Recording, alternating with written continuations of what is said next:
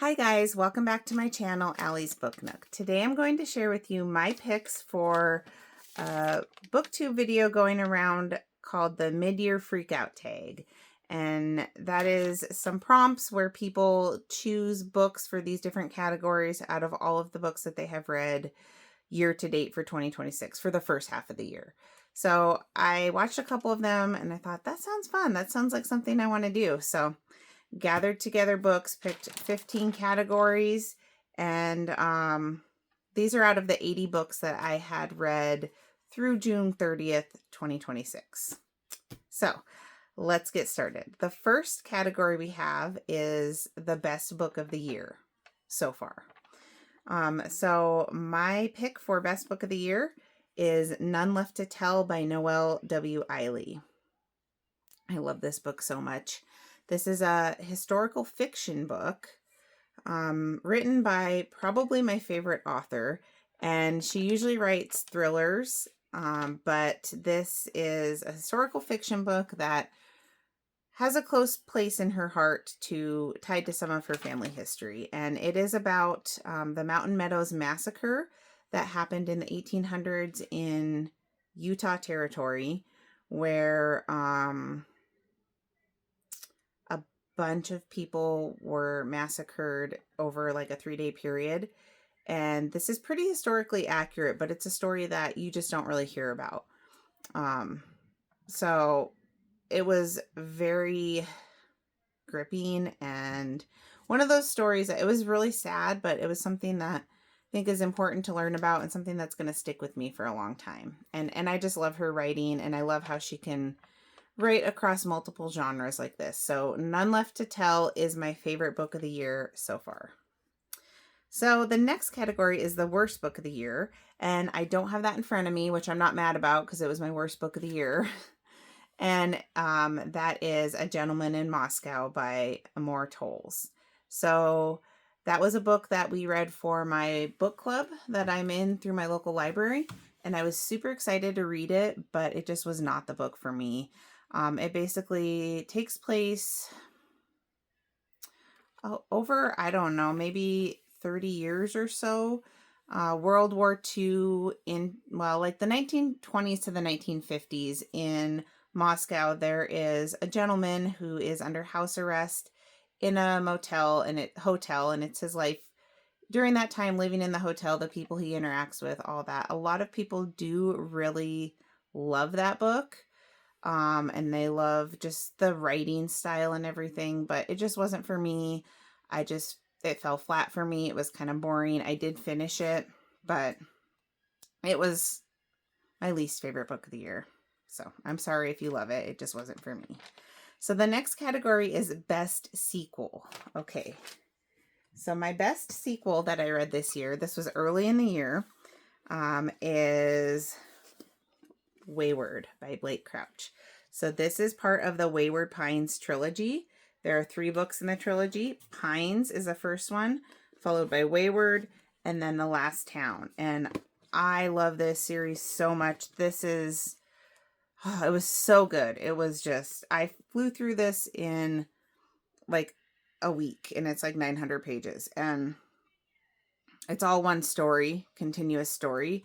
But it was so good, and so I couldn't wait to get into the second one and the third one, but technically this is a sequel to the second one, or to the first one.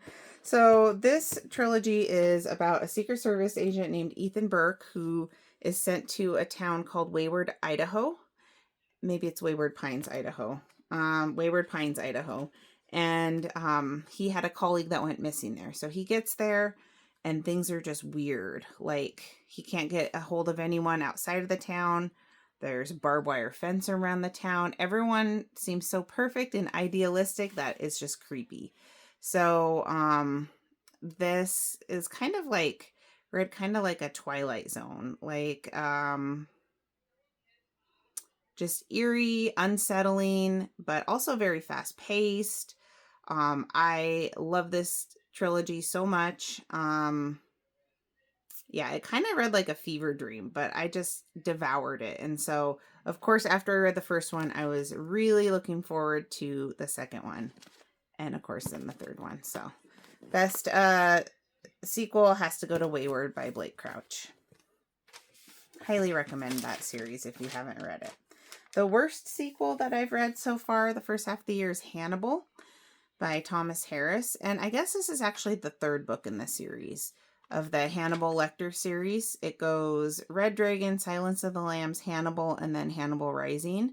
And this one, for one, it was kind of bloated. There was a lot of like word salad going on in here that didn't need to happen.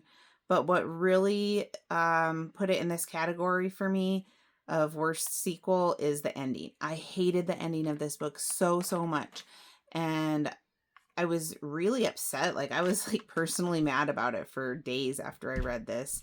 I did read the fourth one, and I'm glad that I did, but I'm glad that they changed the ending for the movie. From what I've heard, I haven't watched the movie, but they almost had to because this was a terrible ending. So yeah, that is the worst sequel. Okay, so the next category is most beautiful book cover. At least I took it to mean cover, not content. And for me, that is The Measure by Nikki Erlich. And this is I think this is the Barnes & Noble exclusive edition. The regular cover is very pretty as well. I believe it's yellow. But here we have the blue on blue. We have the gold sprayed edges. We have the blue silk bookmark. And then, look at this. Just so pretty. And it was a good story, too. I don't remember what I gave it. Maybe 4 stars or so. This is about one day everyone in the world gets a piece of string delivered to them, and the length of the string, the measure of the string, is how long they're going to live. And so it's an interesting concept, but really, yeah, this is the most beautiful cover that I read this year. Absolutely stunning. Love to have that physical copy for my collection. The next one we have is a new release that I haven't got to yet this year. So for me, that is The Hive by Ronald Malfi. Ronald Malfi is an auto-buy author for me. He's a horror author, and I just really love his writing style. He came out with a new book called The Hive, I think in April or May of 2026. And I do want to read it, but it is a chunk. It is like, I don't know, maybe over 600 pages, like 30 hours on audio. And right now it's only available in hardback, so it's a little pricey. But I can get the audio and the ebook through my Libby. So I'd prefer to read the physical copy with the audio, but either way, it is a story that I really want to get to by the end of the year. And I think it's basically about a small town that something happens and the people kind of get like a hive mentality and things go bad. I don't know, but he never disappoints. So that is definitely a book that I need to read by the end of this year, that I haven't got to. So my most anticipated book for the second half of the year, I don't have this in front of me either because it hasn't come out, but it's coming out next week. And that is The Last to Drown by Noelle W. Eiley, who she's the same author of None Left to Tell, my favorite book so far this year. I have been anticipating this book for months now. So it is a new survival thriller. It takes place on a rafting trip gone bad. And I love like outdoor survival thrillers. I love pretty much anything she writes anyway.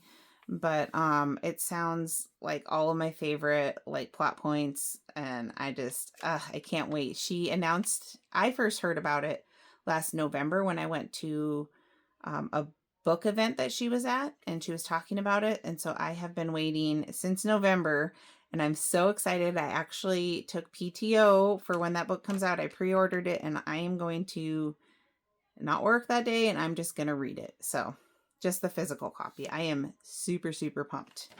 That is definitely my most anticipated book for the second half. And luckily, it's early in the second half of the year. The next prompt is favorite new to me author. Okay, so I did have a runner-up, and that is Will Dean. He usually writes thrillers, but I only read one of his books this year, or ever, and it was Adrift, which is probably not really a thriller. It's more, I don't know, domestic suspense, maybe just domestic contemporary fiction. But I really liked his writing style. I do want to read more of his, but I had only read that one book of his so far. So he is second place for a new to me author, but my first place favorite new to me author is Ben Young. I have 4 of his books here, all of which I've read this year. And I have, I think, 1 book left of his to read that's published, which is a story in a book that has 4 short stories with 4 different authors. And it's called Hurt People, Hurt People. I have that on my Kindle. I just haven't read it yet. I'm more of a physical book girly, so I will be reading that. But yeah, Ben Young. So let's talk about him. He is a horror writer, and he used to be self-published. His first few books I have here, but he has a new book out as of last month, actually May, 2 months ago, that is with Wicked House Publishing, and that is Ride the Spiral. And this is like a cosmic horror book, really, really good, but all of his books have been solid. He has a channel here on YouTube. I will try to put it in the comments or the description, I guess. Him and his wife, Lauren, have a channel called The Youngs and the Restless, and they do booktube content. In fact, they did this, this tag as well. So did Rhonda Holden. She has a video of this, and several other people. But anyway, Ben and Lauren have a channel that covers book content, what they read. He talks about, they do hauls. He talks about the books that he's writing. She reads a lot of thriller, some horror, some contemporary fiction, and historical, I guess. A lot of the same books that I read, like a lot. And then Ben, he writes horror and mostly reads horror. And he does talk about his reading or his writing journey on there. But anyway, I read all of these this year. So the first one I read of his is Home. And this is about a funeral home that kind of pops up in town randomly out of nowhere. And then some things, weird things start to happen. And I think this one, yeah, this is autographed by Ben and a character in there named Cowboy, the dog in that book. But anyway, that was the first book of his I read.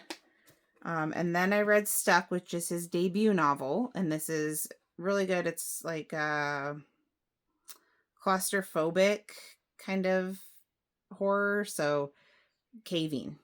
You're stuck in a cave, but there's also a side story where it kind of explores death and the time in life nearing death, and I really enjoyed that. But yeah, I loved like the claustrophobic caving atmosphere environment in this book. That was really good. That was a great debut novel. And then his newest novel, Ride the Spiral, like I said, cosmic horror. How far will this dad go to save his son? Will he go to another dimension or dimensions and face really scary things? I don't want to give too much away. I've done reviews on that. It's good. Pick it up. And then I've recently read Baby Cry Bridge by him. This is just a very short little story. Oh, these two are signed as well. But Baby Cry Bridge is basically like a urban legend campfire story. I can't say a lot about it. It's under 50 pages, but also really enjoyed that. All his books are available on Amazon, Kindle. Some of them are even on Audible. Stuck is on Audible. And then his website, Ben Young Stories. So anyway, favorite new to me author. So glad that I found him this year, and will continue to read everything he puts out. Okay, fictional crush is the next category. Well, I don't know about that. I kind of had to think on that because I don't really have a physical crush. I don't know that I've ever really had a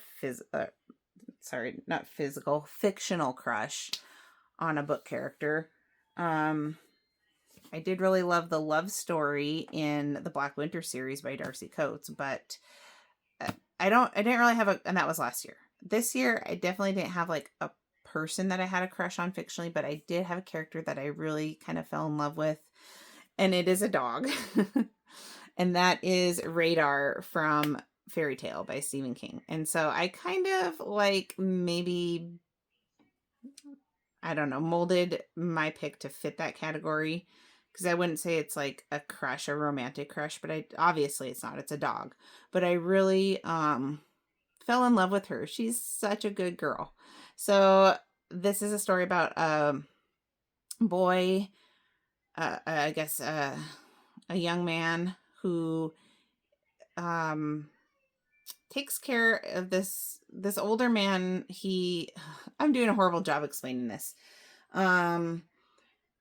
So he ends up taking care of this old guy who's kind of old, crotchety guy. And before the guy passes away, he tells him about this portal to this fairy tale land. And he's been there several times, the old guy with his dog Radar.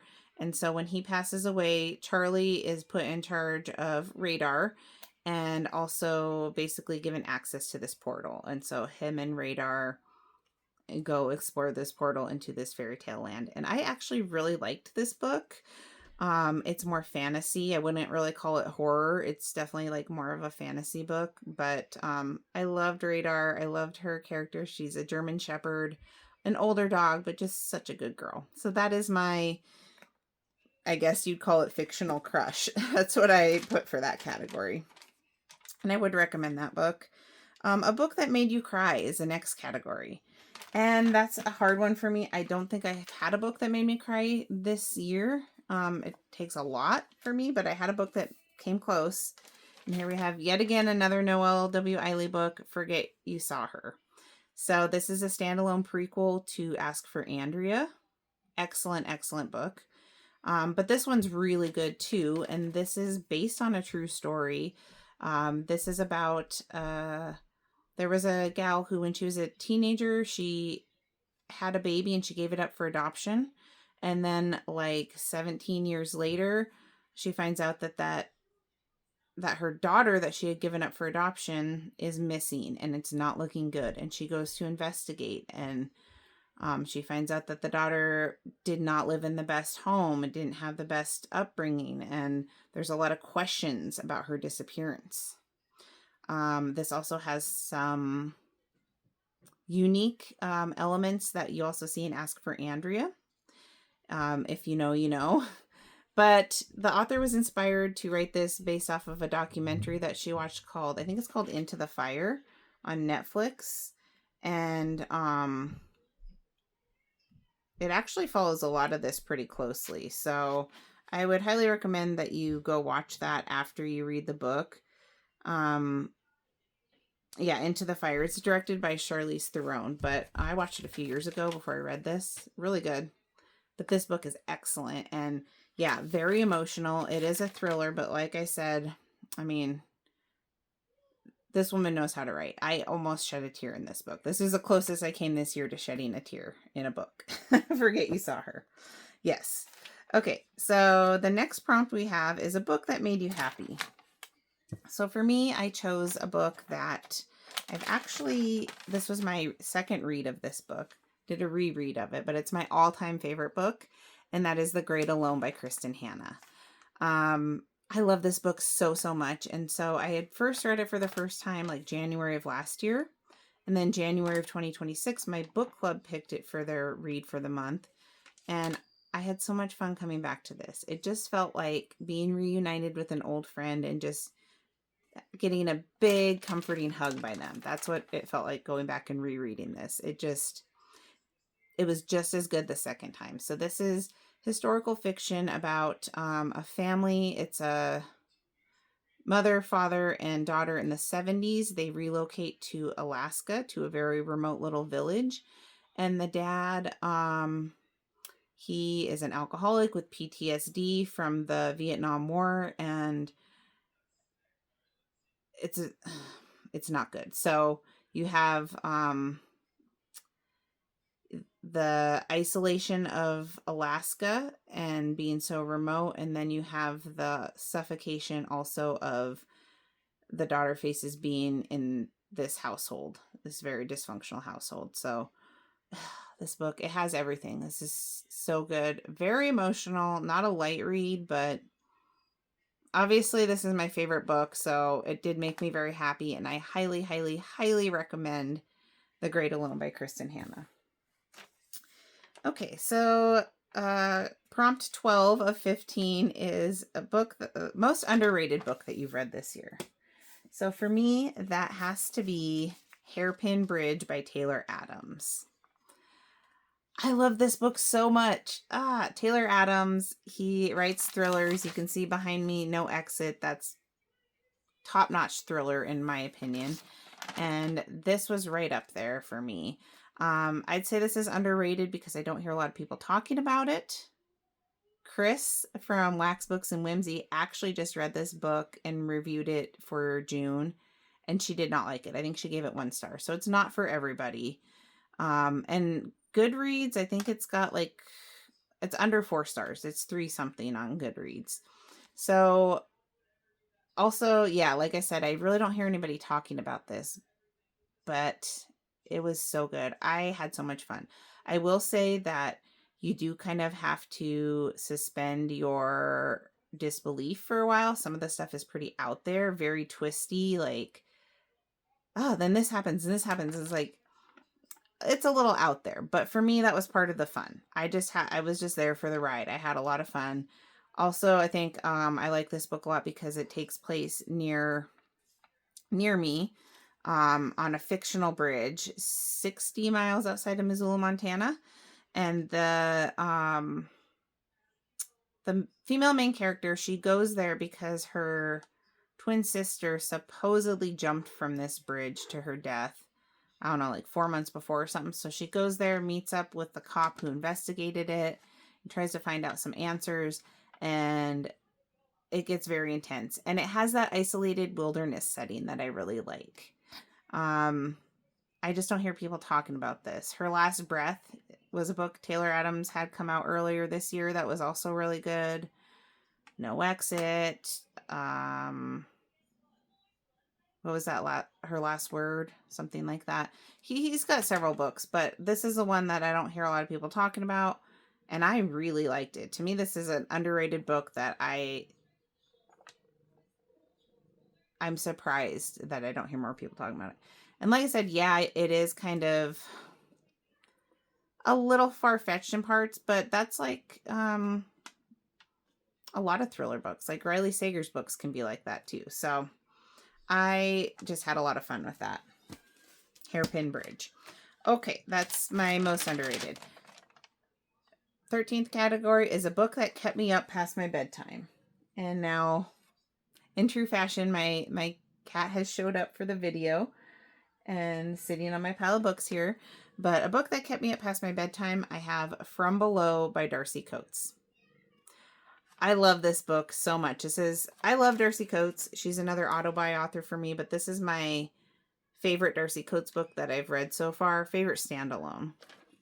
And, yeah, this kept me up past my bedtime. I could not put this book down. I couldn't talk to my family. I couldn't do anything. I was enthralled by it. So, this is a cozy horror. I consider her books cozy horror. So you're not going to have swearing or sexual situations, but it can still be graphic in just the imaging and stuff that goes on. So this takes place underwater. This is a underwater claustrophobic closed-in horror story, and I was so here for it. This is told in dual timelines about there was a ship that sunk almost 100 years ago called the SS Arcadia, and it was like 100 miles off course when it sunk, and nobody's really been there to investigate it or explore it, I guess. So this dive team is hired by this guy they're going to do a documentary on it, and they go and explore it for the first time in 100 years, and it gets spooky. This is creepy. The way she writes in this book, it's so visceral, and it gets under your skin, and I could not put this book down. It definitely stayed up past my bedtime, and I don't regret it for 1 second. So I read this in January, and I still think about it all the time. Same with the Wayward Pines trilogy. Highly recommend this, and yeah, stayed up past my bedtime with that. The next category is best audiobook, and so I actually have 2 books here. I have kind of a runner-up and my actual pick. So we'll start with the runner-up for best audiobook, and that is Project Hail Mary by Andy Weir. Now, everyone always raves that this is the best audiobook. This book's so much better on audio, and you just hear that all the time. I would agree. It is better on audio.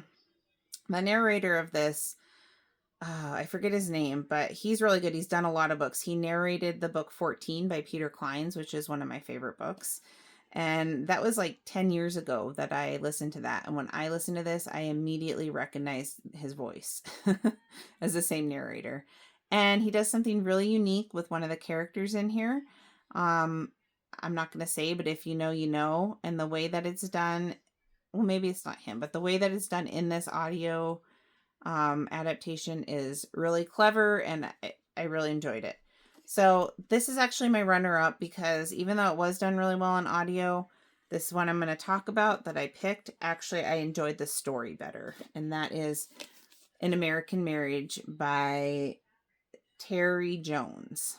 So I really liked the audio of this. This is a contemporary fiction story about a couple who just get married, and the husband is wrongfully accused of rape and is sentenced to prison for however long. Everyone knows he's wrongfully accused, but this is told from multiple POVs, primarily the husband and wife and their experience during that time when he's incarcerated, and, you know, going through all that. And so we have actually I think there's 2 male narrators in this book, because there is kind of a secondary character, and then the wife, a female narrator. And I loved the way that they made the voices come alive. These are like African Americans in Atlanta, Georgia, and so they do have that just like really smooth accent. Loved listening to the sound of their voices, and it was done so well. The inflections and everything of their emotions, especially I'm thinking of like the husband, and there's part of the book where he's in prison and they're corresponding through letters, and just the way that they interact and go through stuff together through the letters. It was done really well in the book, but also a great audio adaptation. And this is an older book, so it should be readily available, like if you have Libby or anything like that, to listen to. And I do recommend it. This was a 5-star read for me. So I liked this book better, and I really just I love the actors' voices. So this had to win, but runner-up is Project Hail Mary by Andy Weir. And then the last category here, I also have 2 books for her, is a book I need to read by the end of the year. So I don't know if there's a runner-up. I just couldn't choose between the 2. Well, okay, we'll call this the runner-up, and that is Those Girls by Chevy Stevens. So this is a thriller, and I think it's about sisters that are in a bad household situation, and so they run away and face new terrors out in the world once they run away. It's supposed to be like kind of hard to read, kind of a heavy read, but just really good. And I chose this because I've heard great things about it, and also because I've heard great things about Chevy Stevens in general, but I haven't read her. And I think I have 3 or 4 of her books right now. So I'm not going to buy any more until I read a couple and make sure I like her. And because of that, it's like I have these books of hers. I really just need to read this. And so this is one that I feel like I have to read by the end of the year. And then the other one that I want to read by the end of the year is a classic, and that is Rebecca by Daphne Demure. So this is a classic, kind of a gothic thriller. They say the classic tale of romantic suspense. So I believe this is about a lady who is a second wife, comes in to live with her new husband, and the first wife has died. And does she find I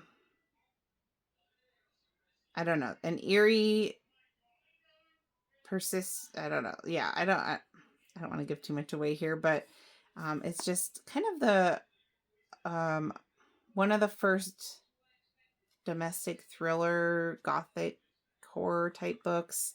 I'm not doing a very good job explaining it because I haven't read it, but I mean, it sounds really good, and it's a classic. I'm looking, it was written in 1938, so almost 100 years ago. Well, almost 90 years ago.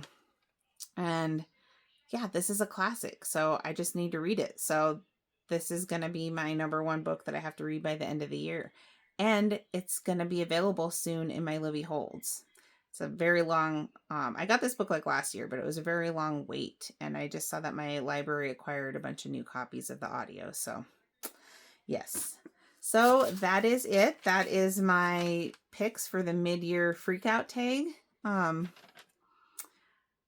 Let me know if you guys, what your picks are for any of these categories. And if you are a booktuber and you have done this video or plan on doing it, please comment down below and let us know so we can go watch them. I'm not going to tag anyone specifically, but I hope to see other people doing this. Like I said, there are several videos out there already of this, and they're a lot of fun to watch. And so I encourage you to just go out there and watch some of these videos for yourself. And please feel free to continue the conversation down in the comments. And I can't believe we're halfway through the year, but here we are. So thanks for watching. I'll catch you next time. Bye, guys.